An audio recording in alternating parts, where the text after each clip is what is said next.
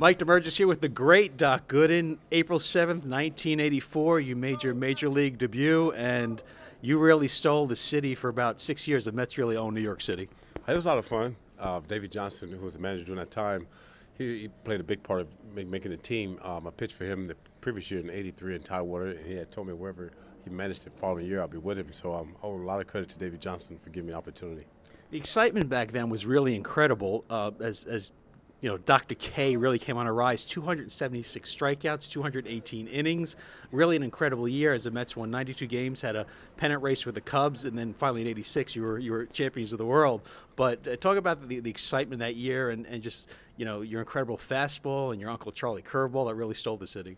It was a lot of fun, and a lot of credit to the fans. They gave me a lot of energy. You know, pitching, there was no better feeling than pitching. You get two strikes on the batter. The fans stand up clapping, want to strike out. Like you say, 84, 85, we came so close. I won some individual awards, and then '86 was the magical year. And all the fans played a big part of that. It was nothing that's more special. It was clinching at home against the Cubs and then going on to win the World Series to celebrate at home with your home crowd. And after 1984, you guys signed Gary Carter, brought Gary Carter over from the Montreal Expos, and that was really the piece that you guys were missing. No doubt. We had Keith, we had a couple guys, very nice leaders, but we had a young pitching staff, and having Gary come in, all-star catcher, great personality, knew how to work each guy, was definitely a missing piece, and just a tremendous, tremendous guy, even probably a better guy off the field than a player if that's possible, but he definitely was a missing piece and got us over the hump. Talk about the 1985 season, 24-4, 1.53 ERA, and you know the comparisons of Bob Gibson were made at the time, and also with Darryl Strawberry could be the next Willie Mays. I mean, those are some big shoes and a lot of pressure to put on young guys. There's a lot of pressure, you know. Being 20 years old, I got a lot of experience my first year. Keith Hernandez was like my pitching coach on the field. He let me know a lot of insights on the hitters, and then, like you said, it was no coincidence of me having my career year with Gary Carter in '85. Everything just kind of took off from the end of '84. Gary was the type of catcher where if it was winning 10-0, he wanted me to pitch like it was 1-0. So again, a lot of credit goes to Gary. But pitching that year was just a magical year, and probably about halfway through the season, I knew I was having some special years. So when I pitched, I did want the 10 strikeouts, I did want the shutout, I did want a complete game. Nothing against the other team, but just that I want to get a fan something extra to go home about. In 1985, you guys came just a little bit short of the Cards. How much did you hate the Cards? That was a huge rivalry. That was a big rivalry. And the thing about it is spring training in St. Petersburg, Florida, back in those days, we shared the same spring training complex. We had a lot of trades with those guys, but it definitely was a rivalry back then. We didn't speak to those guys. We didn't go out to eat with those guys. Before games, we didn't talk to those guys, none of that stuff. It was definitely a big rivalry, a fun rivalry. And like I said, we came so close in '85. So '86, our only mission in spring training was to win the World Series. I remember talking to Goose Gossage, and he was saying, you know, I'm going to give you one side of the plate. You're not going to own both. And really in the mid-'90s and early 2000s, hitters were really owning both sides of the plate. You know, talk about your approach to hitters and how you're going to pitch them inside, outside, or, you know, some of the big names back then that you went against. Well, you had to. As a pitcher, especially being a power pitcher, and then I was a young pitcher, so a lot of times the hitters try to intimidate you a little bit because of age, but you got to let them know that, like Goose said, you got to have one side or the other side. And as a power pitcher, you wanted both sides, really. Part of the thing was pitching inside, not really to hurt anybody, but you had to pitch up and in to make the hitters uncomfortable, make them move their feet a little bit. I know now the guys can't do it as much because they get tossed right away out of games. But we was allowed to, you know, even if you had to hit a guy, if a guy, say, for instance, hit Strawberry or our top guys, we're going to hit two of their guys. Unless Nolan Ryan was pitching, then I wouldn't hit anybody, you know, because, you know, you had the bat. But that was just part of the game back then. You got to protect your players, and pitching inside was part of the game. And I like to see guys do that more now, not necessarily hit a guy or hurt a guy, but pitching inside is a part of the game. And you had 68 complete games in your career. Tom Seaver had 231 complete games. Last year, Chris Sale led the majors with 6 complete games. Vida Blue said, it was my ball. I owned it. I don't want to give it up. Do you think we've softened up pitchers too much where they don't want to finish the games? I think now a lot of stuff is they punch the numbers. A lot of stuff is with computers. And looking back, trying to where guys don't get hurt. But it seems like it's been more injuries now that they're trying to protect guys with the Tom and John surgeries. Where during my time when I first came up, your job was to pitch a complete game or at least get 7th, 8th inning. Where the closers just go to 9th inning. Now if guys go 5 or 6 innings, that's considered a quality start. Where in my time in the '80s, you went 5 or 6 innings, you was pissed off because you got pulled out. But it's just a different mentality now, and the guys are being taught differently, training body differently. They pitch a lot shorter games now than we did back in the '80s and '90s. And the great NLCS against you, Mike Scott, in '86 before you went on to win the World Series. And talk about that great game that you wound up losing to Mike Scott. Yeah, I came up a little short. That year, '86, Mike Scott was incredible. He had a no-hitter that year, ended up being Cy Young. And that made our Game 6 was really our Game 7 because we had to face him.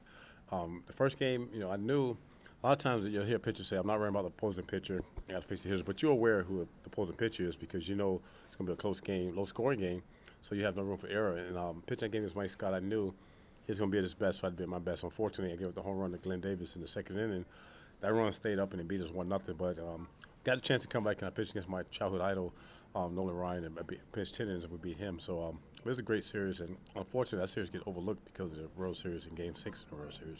And where were you, honestly? Game 6 of the World Series, Mookie's up, and it looked like you guys weren't going to be able to pull this out. Well, by the time Mookie got out of the bat, I was back in the dugout. You know, as a kid, you're taught the game's never over till it's over, but honestly, we thought it was over. I was one of the guys that was in the clubhouse before the third out was made, but as we started getting hits, wild pitches, a couple runs scored, I got back in the dugout, and what a wild finish. And I feel bad for Buckner.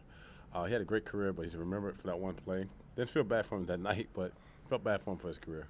From 1984 through 1989, the Mets averaged 96 wins. Do you sometimes think back, what the hell was a wild card when we were around? Because certainly that Mets team was made for the postseason, that another opportunity to make the playoffs, maybe that second, third World Series would have happened. Oh, definitely. We talk about that a lot of times, like especially this year. This year being our 30th anniversary of winning the World Series in '86, and we'll talk about what if we had the wild card back then, where you had to win the division and then you go to the World Series. But we had a lot of opportunities, and we always say we could have been like the Yankees were in the '90s, but unfortunately that was the different times then, and those teams, the Cardinals or the Cubs, who won in '84, they deserve it. But still, to reminisce a little bit and turn back the hand of time, you wish you had the wild card back then. And in 1996, George Steinbrenner gave you a chance to come back in baseball. You went to the Pinstripes, and you probably had one of your greatest moments there when you threw a no-hitter against Seattle.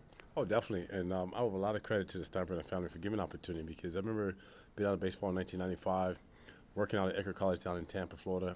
Went to many scouts coming around. And you start getting doubts about your career. Got the opportunity to come back to New York, which I wanted to play my whole career at the Mets. It didn't work out. Completely understand where it was coming from. Pitched with the Yankees, and before the no-hitter, I actually got – have you ever heard of a pitcher being benched?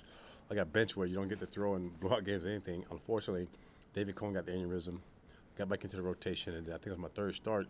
Pitched a no-hitter, and the rest was history. But not only was that no-hitter special because it was no-hitter, but just that it turned out to be the last game my dad saw me pitch. He was very ill. You know, the day that I pitched no-hitter, I was supposed to go home to be with him.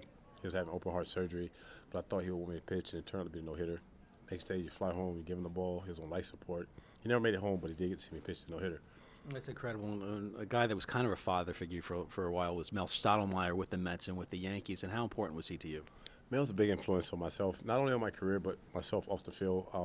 Had problems early in my career as well as later, and I was fortunate to have Mel as my pitching coach with the Mets, and then again with the Yankees as I got older. Just a tremendous guy, cared more about the person than the player. That meant a lot at that time, especially what I was going through with my dad. As a fan of the Mets, and as you know, you talk to a lot of Mets fans through the years. They speak endearing of you. Is there anything that could have changed to help you along the way, or anything Met fans can do for you besides just rooting you on to stay healthy and well? Oh, no, the Mets fans have been great. They've done more than enough, and I am healthy and well. Everything's going well. And then through my dark days, there's nothing they could have done. It was just things that I had to go through and figure out myself, and that made me the person I am today. But the fans have always been great through the ups and downs, and I really appreciate that. And any young advice for young players breaking into major leagues, or maybe for young pitchers too, to keep their arms healthy? I think the main thing is remembering how you got there, listen to your body, understand the difference between soreness and pain. And if you don't feel it that day, you don't feel it that day. You have nothing to prove to anybody. Just do the best you can. Don't cheat your teammates. He's Dr. K. I'm Mike Damergis.